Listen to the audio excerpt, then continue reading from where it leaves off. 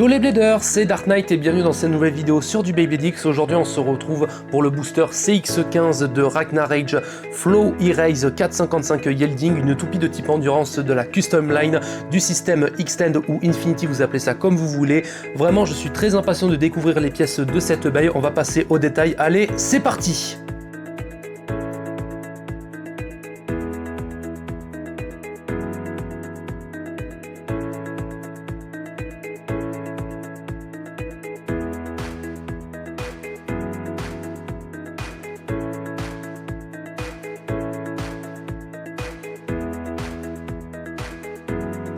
Le blade est composé de 4 pièces vu que c'est un blade de la Custom Line du système Expand qui est composé de Ragnar le Lock Chip, le Overblade Flow, dédicace à toi Flow si tu vois cette vidéo ça fait plaisir, le Metal Blade Rage et le Assist Blade Erase. Maintenant on va passer au montage du blade, voyons voir, je crois, non c'est bon, après je crois que c'est plutôt le Lock Chip qui fait, non c'est bon.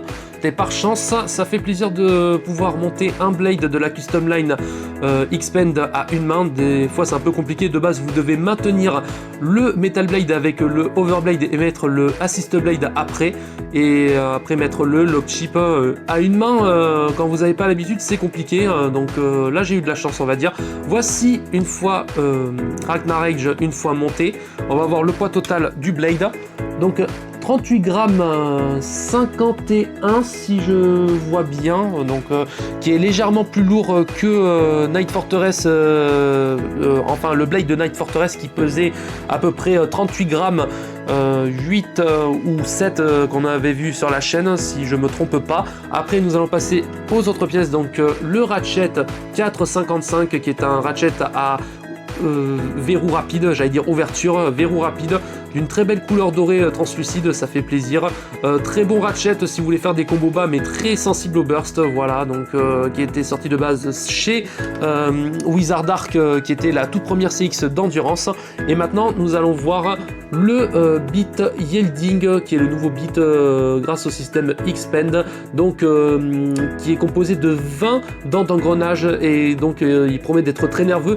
J'ai vu que quand les autres membres du groupe Oxybay ont construit leur Ragnar Rage, j'ai vu que le beat une fois dans le ratchet il avait du jeu, donc je pensais qu'il soit très vulnérable au burst, mais on verra ça dans la partie test. Après il y a 4 excroissances aussi sur ce beat, ça va permettre de maintenir la position à ce qui paraît vu qu'il est très arrondi, mais après les ailettes vont plus freiner avec le frottement de l'air, donc s'il n'y avait pas les ailettes je pense qu'il y aurait une meilleure endurance, mais je pense pas que Yielding aura une meilleure performance que Free Ball ou Ball, donc on verra ça plus tard. Donc on va monter l'abeille. Donc voici Ragnar Rage Flow Erase 455 Yielding. Excusez-moi, j'ai pas l'habitude de dire les pièces. On va voir le poids total de la toupie qui est un poids total de 47 grammes 48. C'est pas mal du tout. Voilà, je vais la mettre ici pour la petite présentation. Et maintenant, je vais vous présenter son premier adversaire, donc le combo stock de Night Fortress, donc garde verticale 8,70 under needle. Et après, on fera quelques petites modifications de ces deux dernières.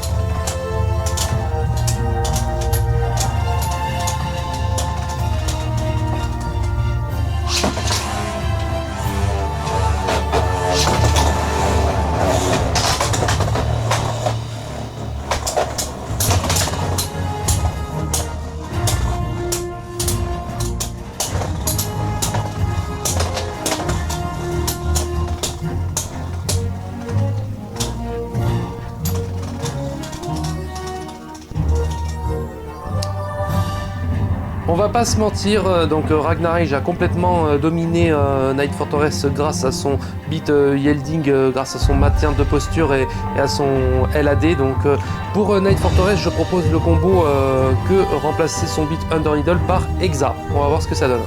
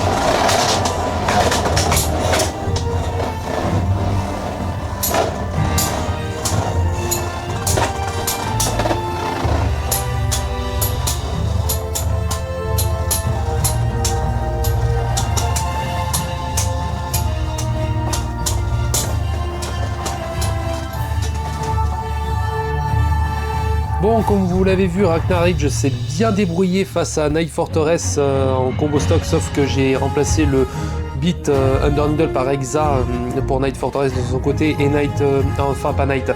Ragnar Rage j'ai laissé en combo stock. C'était très serré de la part des deux, donc là ça va être plus sérieux. Là je propose Empereur, Flow, Knight, Will, 960 Wall Ball contre Viper Tail, 760 Jolt. Allez, je suis impatient de voir les résultats.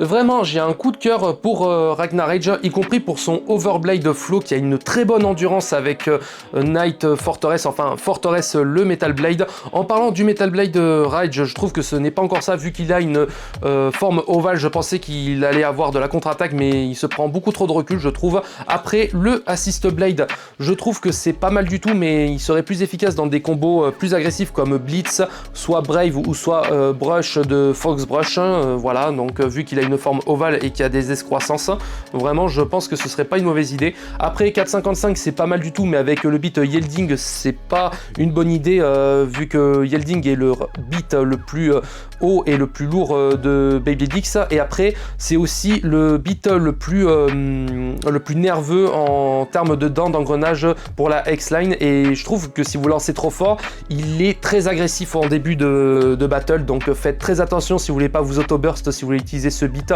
Mais après vraiment je trouve l'esthétique de la toupie vraiment belle. Et après pour une toupie qui fait référence à Ragnarok de Beyblade Burst, c'est vraiment réussi de la part de Takara. Donc vraiment j'espère que cette vidéo sur Ragnar Edge vous aura plu. N'hésitez pas à liker et à vous abonner à la chaîne. C'était Dark Knight, à bientôt.